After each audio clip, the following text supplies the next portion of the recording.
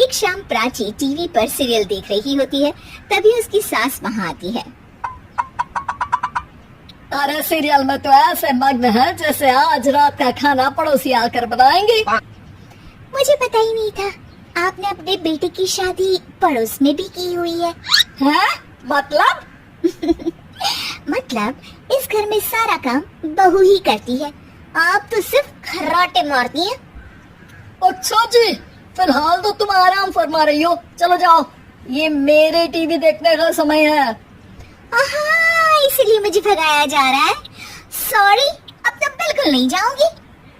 प्राची की इस बात पर दोनों सास बहू के बीच टीवी रिमोट के पीछे बच्चों जैसी छीना झपटी शुरू हो जाती है, जिसके बीच श्लोक भी काम से घर वापस आ जाता है। हाँ, आज मेरी चूहे बिल्ली की जोड़ी किस बात पर झगड़ रही है?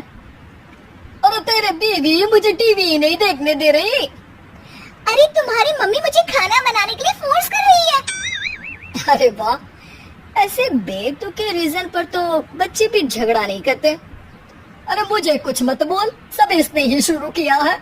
हाँ हाँ, जैसे आप तो बहुत दूध की धूली है ना। अरे बस, दोनों चुप। प्राची जाओ, खाने की तैयारी करो। और माँ तो छोड़ो, तुम्हें क्या बोलूं, शांति से अपना सीरियल देखो, मुझे दोबारा लड़ने की आवाज सुनाई नहीं देनी चाहिए। ऐसा बोलकर श्लोक वहाँ से चला जाता है, जिसके पीछे पीछे प्राची भी कुछ न कुछ बड़बड़ाते हुए रसोई में चली जाती है। हाँ हाँ, सासू जी को तो कुछ बोलेंगी ही नहीं, बस मुझ पर ही हुक्म चलता है, खाना बनाओ, जैसे मैं इनके घर में खाना बनाने के लिए आई हूँ। इसी तरह शाम बीतती है और रात को श्लोक और प्राची की सास खाना खाकर सोने चले जाते हैं, लेकिन प्राची गुस्से में कुछ खाए बिना काम में ही लगी रहती है। इस घर में किसी को घंटा फिक्र नहीं पड़ता, मैं खाऊं या भूखी रहूं। प्राची कुछ देर के लिए रसोई से बाहर जाती है और जैसे ही वापस आती है तो वहाँ दूध का भरा ग्लास देखकर हैरान रह जाती है। फिक्र पूरी है, बस दिखाना नहीं है।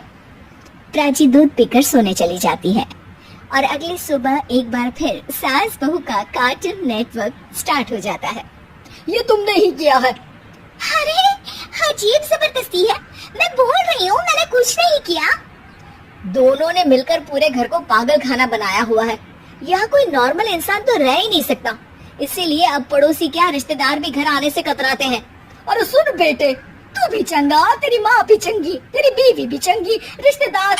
हाँ जी, आपको नहीं पता क्या, गंगाधर ही शक्तिमान है, रिश्तेदार ही। हाँ हाँ, बस समझ गया। कभी जानवरों जैसे लड़ेंगी तो कभी जुगलबंदी करेंगी। भाई मैं आप दोनों के बीच में नहीं फंसना चाहता।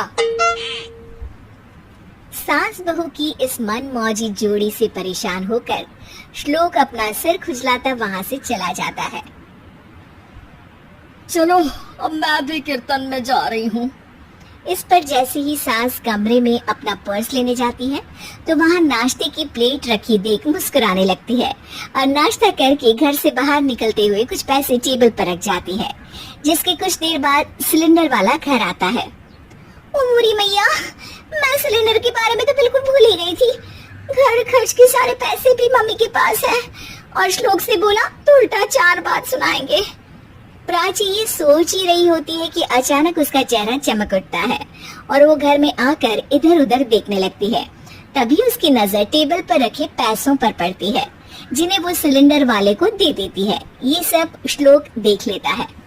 अच्छा बेटे, इतना बड़ा घोटाला, सबके सामने मैं तेरी दुश्मन और पीठ पीछे तेरी मेरी यारी। इस पर श्लोक एक प्लान बनाता है और शाम को सब एक साथ बैठे होने पर बोलने लगता है। माँ, तुम दोनों की बहुत लड़ाई होती है, इसलिए मैं सोच रहा हूँ कि प्राची को उसके घर छोड़ाऊं, इससे वो भी खुश रहेगी और तुम भी। अचानक श्लोक की ये बात सुनकर सास बहू शौक से उसकी तरफ देखती है।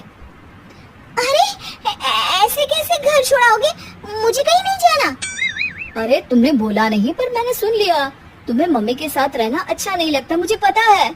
अरे वो हरे, जब बहू खुद कुछ काम बोले तो वो तुझे सुनता नहीं, और अब जो इसने बोला ही नहीं वो तू समझ गया। जब उसे नहीं जाना तो फिर जबरदस्ती क्यों कर रहा है? अच्छा, फिर आपको मौसी के घर छोड़ाता हूँ, बस अब आप दोनों एक घर में एक छत के नीचे नहीं रह सकती। मैं इस टॉम एंड जेरी की जोड़ी को और नहीं झेल सकता। हैं? ऐसे कैसे नहीं रह सकते? तुम्हें इतनी दिक्कत है तो तुम्हारा बोरिया बिस्तर पैक कर देती हूँ, लेकिन मम्मी जी कहीं नहीं जाएंगी। बिल्कुल यही सुनना था मुझे। अगर दोनों में इतना ही प्यार है, फिर हर वक्त ये लड़ाई का नाटक क्यों करती हो? देखा मैंने कैसे माँ किचन में दूध रखती है और तुम उनके लिए कमरे में नाश्ता रखती हो, और कैसे वो पहले ही तुम्हारी दिक्कत समझ कर घर में पैसे रखकर बाहर जाती है। अरे भाई, इतना ड्रामा तो डेली सोप में भी नहीं होता जितना तुम दोनों ने इस घर में फैलाया हुआ है। तू हमें टॉम एंड जेरी बोलता है ना, तो याद कर वो दोनों भी एक दूसरे को बाहर वालों की बुरी नजर से बचाने के लिए हमेशा सबके सामने लड़ते थे, लेकिन अकेले में दिक्कत के समय मदद भी तो करते थे। बस हमारा रिश्ता भी कुछ ऐसा ही है। और वैसे भी अगर सास बहू में तू मैं नहीं होती तो दुनिया वालों को कहानियां कैसे मिलेंगी?